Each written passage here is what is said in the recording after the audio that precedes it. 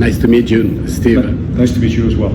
Please tell me about your keynote tomorrow in ProTech. Tomorrow I'm speaking a little bit about some of the meta trends that we're seeing that are impacting real estate around the world, based on the research that we do at the MIT Center for Real Estate. And then I'm also sharing a bit about the ecosystem of invention that we have. MIT is an extraordinary place for discovery and invention, both scientific and otherwise.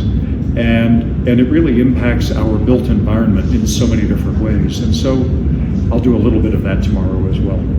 Please tell me more about the market here in Mexico. How do you see the economy? How do you see the real estates? The first time I spoke in Mexico City, I was, I'd never been here before. It's a beautiful, it's your first time place. It was my first time.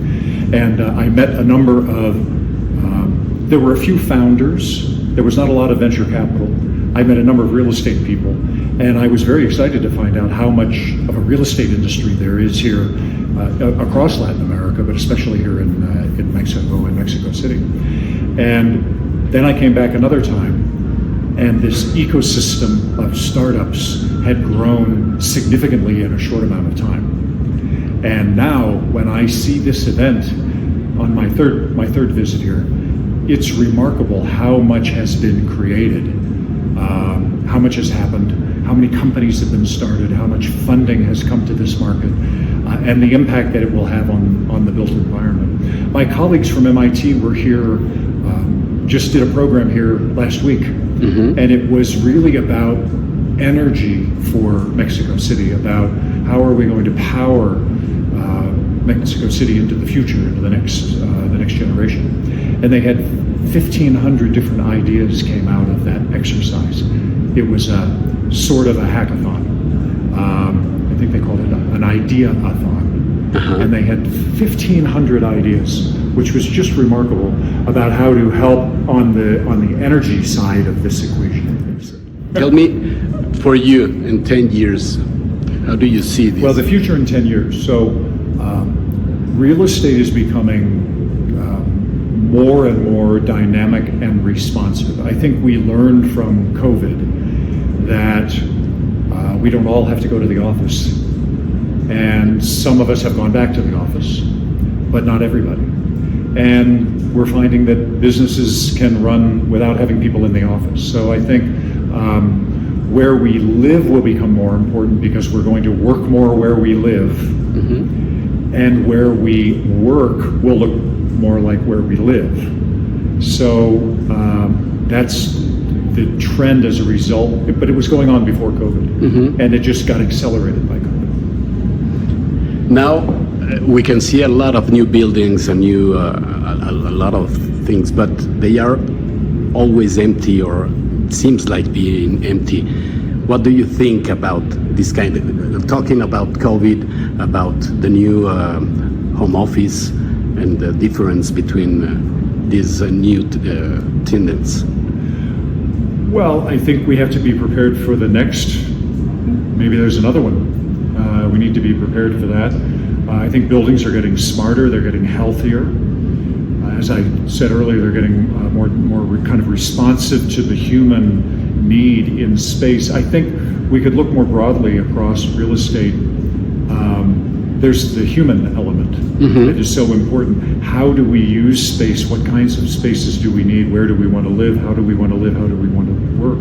I think the industry is becoming much more aware of how the people live in a city and how they navigate in buildings in a way that we didn't before. Okay, we have right now AI, we have blockchain, we have IoT, we have virtual reality. Which one do you? We have the metaverse. The metaverse. We have digital twin. We have a lot of new technologies, but which one will be the king in this world? I think I get this question often, and at MIT we have the good fortune to work on a lot of those technologies. I think augmented reality is the most intriguing right now. Generative AI and the ChatGPT and all of that is also very interesting but that's going to be messy for a while. But augmented reality, the Apple announcement is very intriguing, and when that headset looks like these glasses, I think when we have the digital overlay on the physical world, that's going to be a different kind of experience for people. And we won't have to put a headset on, we'll actually just have it in our glasses. So I think that's intriguing. I think generative AI is for the real estate industry is going to be intriguing because so much of what we do is kind of manual. And so that will continue to automate. This is a trend that's been going on, that real estate has been getting more and more automated and more autonomous. As my colleague, Dr. Andreas Chenu, used to say, that real estate is getting more autonomous. And the generative AI is going to make that increasingly autonomous and automatic. That will be great, and I think all these technologies will change everything in the next few years, maybe, no? It will. There will be totally new businesses created. There will be certain businesses and certain jobs that will go away, as with all that will happen in all industries. But I think real estate we've been building buildings for thousands of years, and it continues to be dynamic and responsive, and it changes to suit whatever civilization is up to. And I'm optimistic that we will figure it out. It's a little scary right now, but it will resolve itself. Steve, thank you very much. Thank you very much. It's a pleasure, and we hope you have a great keynote tomorrow. I'm delighted to be here. Thank you.